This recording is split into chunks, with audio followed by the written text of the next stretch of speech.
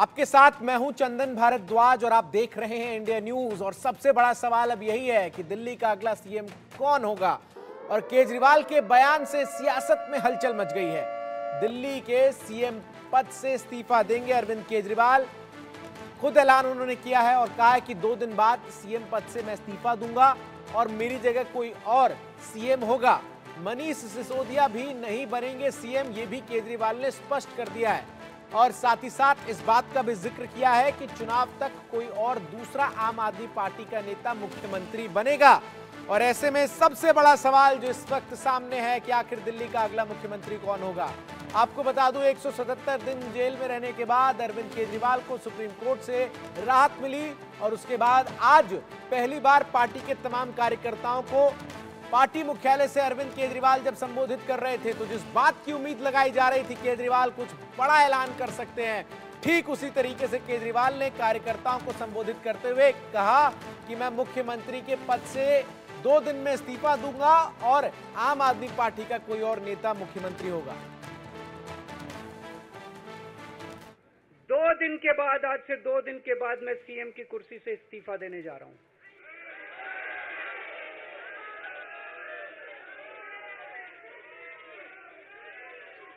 और मैं तब तक सीएम की कुर्सी पे नहीं बैठूंगा जब तक जनता अपना फैसला ना सुना दे। मैं जनता के बीच में जाऊंगा, गली गली में जाऊंगा, घर घर में जाऊंगा और जब तक जनता अपना फैसला ना सुना दे कि केजरीवाल ईमानदार है, तब तक मैं सीएम की कुर्सी के ऊपर नहीं बैठूंगा। आज का दिन सिर्फ भारत के लोकतंत्र में नहीं, देश के लोकतंत्र में एक ऐतिहासिक दिन के तौर पर दर्ज होगा। भारत की राजनीति में, इस देश की राजनीति में, पूरी दुनिया भर की राजनीति में पॉलिटिकल पार्टी के नेताओं को शक की निगाह से देखा जाता है कि इन्होंने कोई ना कोई भ्रष्टाचार तो जरूर किया होगा। भारत के इतिहास में, देश के इतिहास में कोई ऐसा नेता नहीं रहा होगा, दुनिया के इतिहास में कोई ऐसा नेता नहीं रहा होगा जिसने इतनी हिम्मत दिखाई हो और जनता के बीच में जाके कहा हो कि अगर आपको लगता है मैं ईमानदार हूं तो मुझे वोट देना, अगर आपको लगता है मैं ईमानदार नहीं हूं तो मुझे वोट मत देना। आज आपको जानकारी मिली होगी, अरविंद केजरीवाल जी ने पार्टी ऑफिस के अंदर ये घोषणा की है कि पिछले 2 साल से भारतीय जनता पार्टी अरविंद केजरीवाल और उनकी पार्टी के तमाम बड़े बड़े नेताओं के ऊपर कीचड़ उछाल रही थी कि ये लोग चोर हैं, इन्होंने बेईमानी की, इन्होंने भ्रष्टाचार किया, इन्होंने करोड़ों रुपए की कमाई की। और 2 साल की लंबी जांच के बाद भी ईडी सीबीआई के पास वो हिम्मत नहीं है कि वो ट्रायल भी शुरू कर पाए, मुकदमा भी नहीं शुरू कर पा रहे। ये बात सुप्रीम कोर्ट कह रहा है और इस बात पे सुप्रीम कोर्ट ने जब अरविंद केजरीवाल जी को जमानत दी तो साफ साफ केंद्र सरकार की प्रीमियर एजेंसी सीबीआई के ऊपर टिप्पणी की है कि सीबीआई आज भी पिंजरे में कैद तोते की तरह काम कर रहा है, दुर्भावना से अरविंद केजरीवाल को जेल में रखने के लिए काम कर रहा है और कब ट्रायल शुरू होगा इसका कोई पता नहीं। वहीं आम आदमी पार्टी के नेता संजय सिंह ने कहा है कि अरविंद केजरीवाल को आम आदमी पार्टी को खत्म करने और यहां खरीद फरोख्त करने के उद्देश्य से गिरफ्तार किया गया था, लेकिन वो यानी इशारा बीजेपी पर था, इसमें विफल हो गए। अब अरविंद केजरीवाल जा रहे हैं, हम जनता से प्रमाण पत्र लेकर आएंगे। दिल्ली की जनता तय करेगी कि ये ईमानदार हैं या गुनाहगार हैं। देखिए, बीजेपी जो है वो एक बेशर्म झूठा पार्टी है। उसने झूठे और बेबुनियाद आरोप लगा के देश के प्रधानमंत्री और गृह मंत्री अमित शाह और नरेंद्र मोदी ने अरविंद केजरीवाल को गिरफ्तार किया आम आदमी पार्टी को खत्म करने के उद्देश्य से और यहां पर हॉर्स ट्रेडिंग खरीद फरोख्त करने के उद्देश्य से, लेकिन वो विफल हो गए। अब केजरीवाल जी जा रहे हैं, जनता से हम प्रमाण पत्र लेकर आएंगे, ईमानदार हैं या गुनहगार हैं ये दिल्ली की जनता तय करेगी। और मुझे पूरा यकीन है कि प्रचंड बहुमत से, जैसे 67 और 62 सीट लेके 2 बार केजरीवाल जी जीते हैं, इसके पहले एक बार उन्होंने सरकार बनाई, 3 बार वो दिल्ली के मुख्यमंत्री रहे, इस बार भी वो प्रचंड बहुमत से जीत के आएंगे, जनता का प्रमाण पत्र लेकर आएंगे। भाजपा शासित एक राज्य बता दीजिए जहां शिक्षा फ्री, बिजली फ्री, पानी फ्री, इलाज फ्री, उसके बावजूद मुनाफे का बजट हो। दिल्ली में अरविंद केजरीवाल ने ईमानदारी से दिल्ली के लोगों की सेवा किया और सारे काम करके मुनाफे का बजट दिया। दिल्ली के मुख्यमंत्री अरविंद केजरीवाल के ऐलान के बाद से देश भर के तमाम राजनीतिक दलों के नेता इस पर अपनी प्रतिक्रिया देते हुए नजर आ रहे हैं। आखिर क्या कुछ कहना है कांग्रेस नेता सचिन पायलट का, जरा ये भी सुन लेते हैं। ये तो उनके दल का उनका निर्णय है, लेकिन ये बात सच है कि जमहूरियत में, लोकतंत्र में अंतिम निर्णय जनता का होता है। और जहाँ तक कांग्रेस पार्टी की बात है, कांग्रेस पार्टी हमेशा हर चुनौती के लिए तैयार है। अभी हरियाणा में चुनाव हो रहे हैं, जम्मू कश्मीर चुनाव हो रहे हैं, दोनों राज्यों में प्रचंड बहुमत के साथ कांग्रेस और हमारा गठबंधन जीत कर आएगा। और दिल्ली में भी जो भी अभी अगले दिनों में घटनाक्रम होगा, कांग्रेस पार्टी पूरी तरह तैयार है हर चुनौती का सामना करने के लिए। और जो भी हमारी पार्टी, हमारे शीर्ष नेतृत्व निर्णय लेंगे उसके अनुरूप हम लोग काम करेंगे। लेकिन ये बात बिल्कुल अब जगजाहिर हो चुकी है कि भारत की सरकार ने पिछले कई सालों से लगातार अपने पद का दुरुपयोग किया है। देखिए, दिल्ली की जनता ने अरविंद केजरीवाल को मुख्यमंत्री बनाया ईमानदारी की वजह से। ईमानदारी की ताकत से अरविंद केजरीवाल जी ने दिल्ली के लोगों के लिए काम किया। लेकिन पिछले 2 साल से भारतीय जनता पार्टी ने जिस तरह से अरविंद केजरीवाल को भ्रष्टाचारी साबित करने के लिए महाअभियान चलाया, वो अभियान फेल हो गया। सभी लीडर्स, सभी नेता जेल से बाहर आ गए। आने के बाद दुनिया के इतिहास में पहली बार कोई नेता है जिसका नाम अरविंद केजरीवाल है, जिन्होंने सरेआम ये ऐलान किया है जनता की अदालत में कि अगर मैं ईमानदार हूं तो हमें वोट देना, और मैं ईमानदार नहीं हूं तो मुझे वोट नहीं देना। तो वहीं केजरीवाल पर बीजेपी अब लगातार हमलावर है और केजरीवाल ने जेल से सरकार चलाई, ये बीजेपी कहते हुए नजर आ रही है। और साथ ही साथ बीजेपी की तरफ से हमला बोलते हुए कहा गया कि नैतिकता की निम्नता की नई परिभाषा अरविंद केजरीवाल ने गढ़ दी है। वहीं केजरीवाल भ्रष्टाचार के आरोप में जेल गए, ये जिक्र बीजेपी की तरफ से करते हुए कहा गया कि दिल्ली में दारू की दरिया जो है वो बहाई गई। और सबसे बड़ा सवाल ये है कि जेल में रहते हुए आखिर क्यों इस्तीफा नहीं दिया केजरीवाल ने, और अगले 48 घंटे के भीतर इस्तीफे की पेशकश उन्होंने क्यों की, तुरंत इस्तीफा क्यों नहीं दिया। और साथ ही साथ इस बात का भी जिक्र करते हुए बीजेपी ने हमला बोला कि आपका त्यागपत्र आरोपों की स्वीकृति है।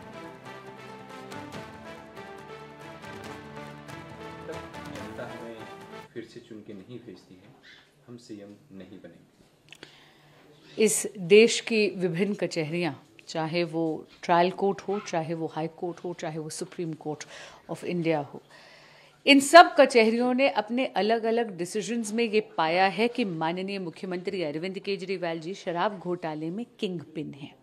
और इसी के रहते उनकी इस स्कैम में संलिप्तता देखते हुए honourable supreme court of India ने उन्हें इस योग्य नहीं समझा कि वो सीएम कार्यालय जाए, ना उन्हें इस योग्य समझा कि सीएम पद का निर्वाह करते हुए किसी भी फाइल पर हस्ताक्षर कर सकें।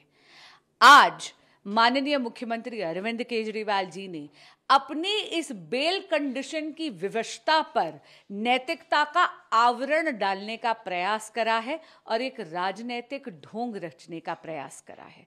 लेकिन दिल्ली की जनता बहुत समझदार है।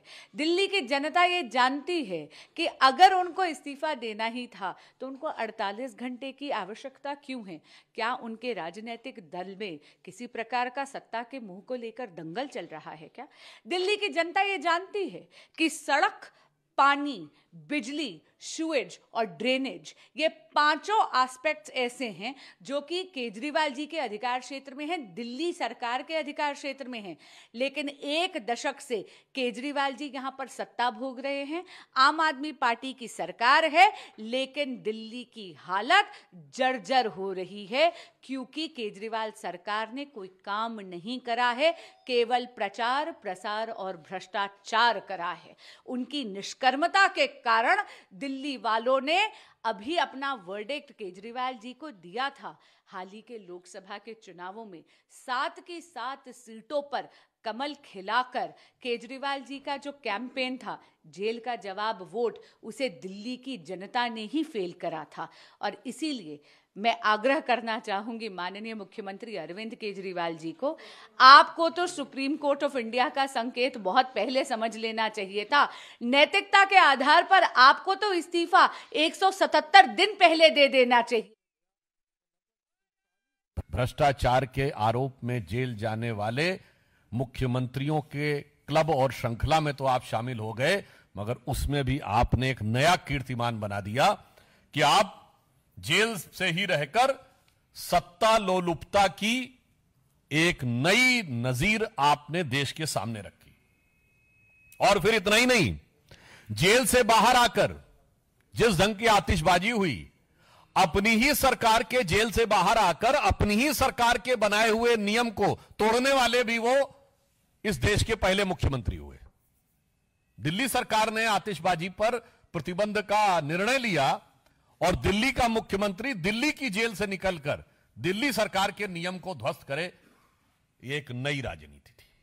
देखिए, अरविंद केजरीवाल के इस्तीफे की घोषणा के बाद मुझे 3-4 बातें बहुत स्पष्ट दिख गई हैं। पहला तो अरविंद केजरीवाल को तो कोर्ट ने चीफ मिनिस्टर पद से हटा दिया था, तो ये एक नया ड्रामा है, दिखावा है।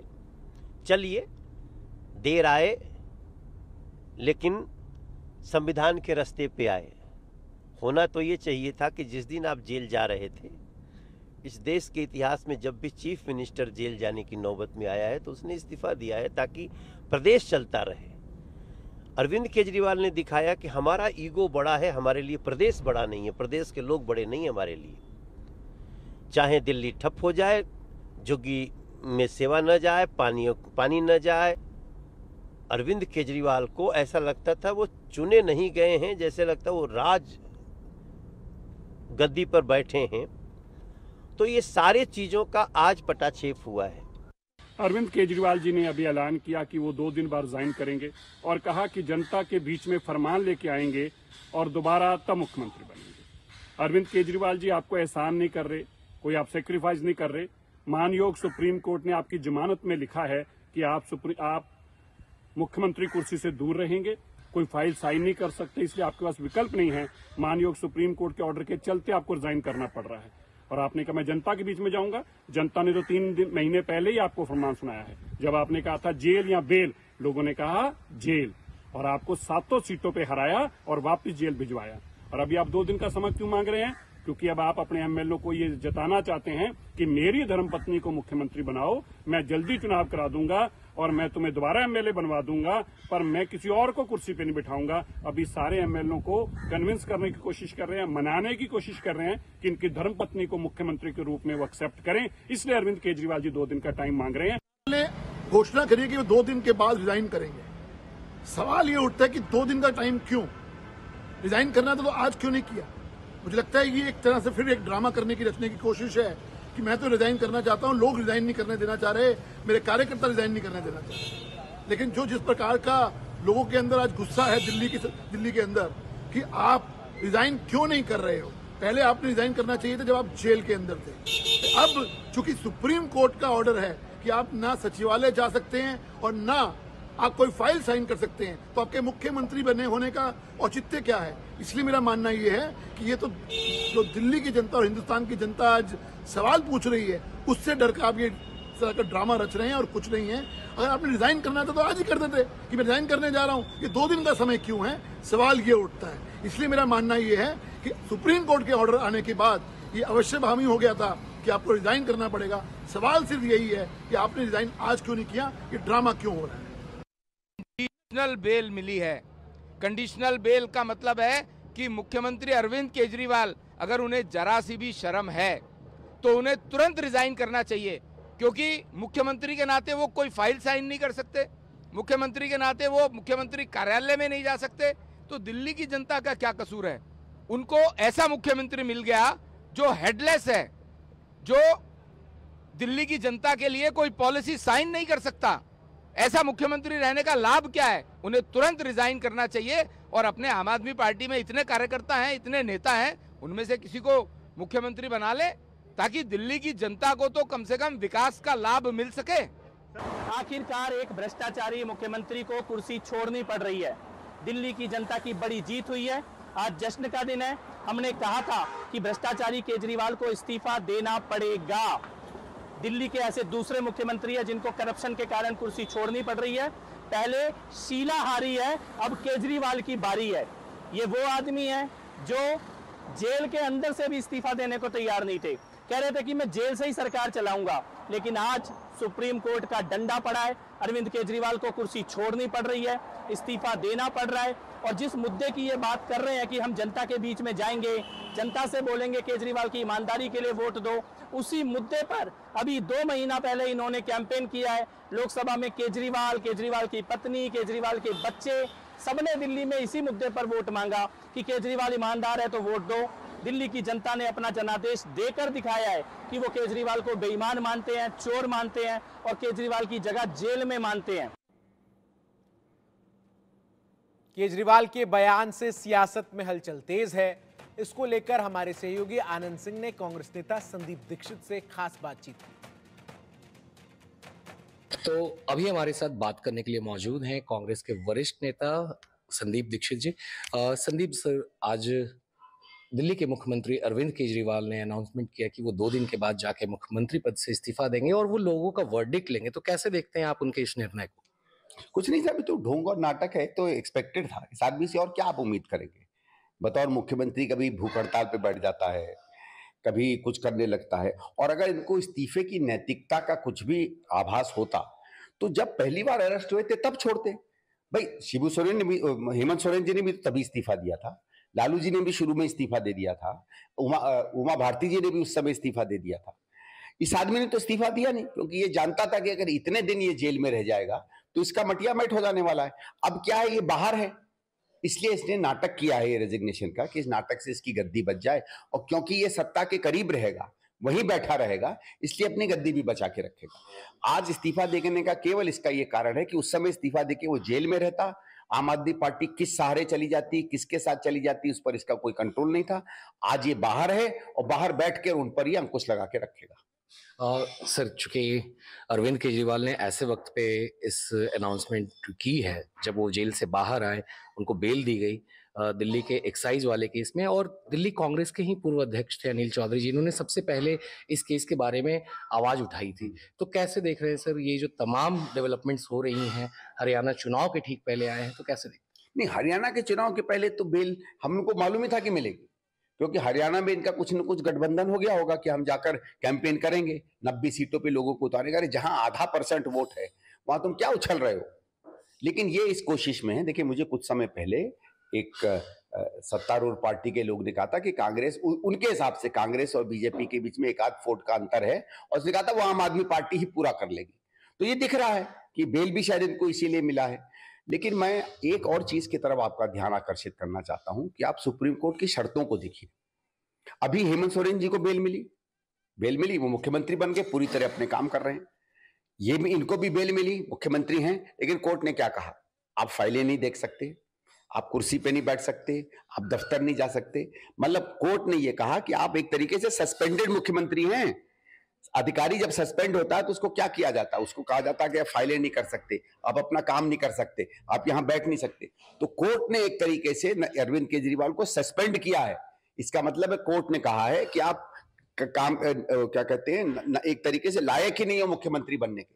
इससे बड़ा तो मुझे नहीं लगता है कि कोई थप्पड़ कोर्ट किसी नेता को मार सकता था। तो वहीं अरविंद केजरीवाल के इस्तीफे को लेकर हमारे सहयोगी कुलवीर दीवान ने आम आदमी पार्टी के सांसद मलविंदर सिंह कंग से खास बातचीत की। 177 दिन जेल में रहने के बाद अरविंद केजरीवाल बाहर निकले और बाहर निकलकर उन्होंने अब इस्तीफे का ऐलान कर दिया है। इस वक्त मेरे साथ आम आदमी पार्टी के सांसद मालविंदर सिंह कंग हैं। कंग साहब, आम आदमी पार्टी के नेता अरविंद केजरीवाल के इस फैसले को किस तरह से लेते हैं, क्या प्रतिक्रिया है आप? देखिए, उनके इस्तीफे से ये बात तो स्पष्ट होगी कि अरविंद केजरीवाल जी को कोई कुर्सी का, सत्ता का लालच नहीं है। और आज की जो राजनीति है देश की, ऐसा नेता ढूंढने से भी नहीं।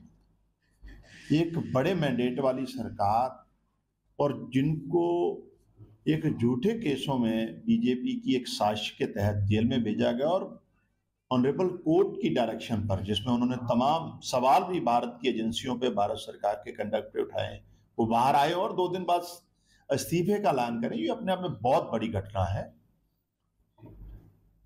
अरविंद केजरीवाल जी लोगों के चुने हुए मुख्यमंत्री, तो आज उन्होंने एक बार फिर साबित किया है कि जनतंत्र में, लोकतंत्र में लोगों का मैंडेट सर्वोपरि है और वो लोगों की कचहरी में जाएंगे और लोग उनको बड़ा आशीर्वाद देके दोबारा मुख्यमंत्री बनाएंगे। मौजूदा राजनीति जो है सर, उसके लिए कोई एक नया सबक है ये कदम? देखिए, मैं जैसे पहले भी बात कर रहा था कुछ दोस्तों से मीडिया के, कि हम सुनते थे लाल बहादुर शास्त्री जी जैसे बड़े नेता जो हुए, राजी देसाई जैसे तमाम बड़े, उन पे कोई एलिगेशन लगता था तो इमीडिएटली स्टेप डाउन कर देते।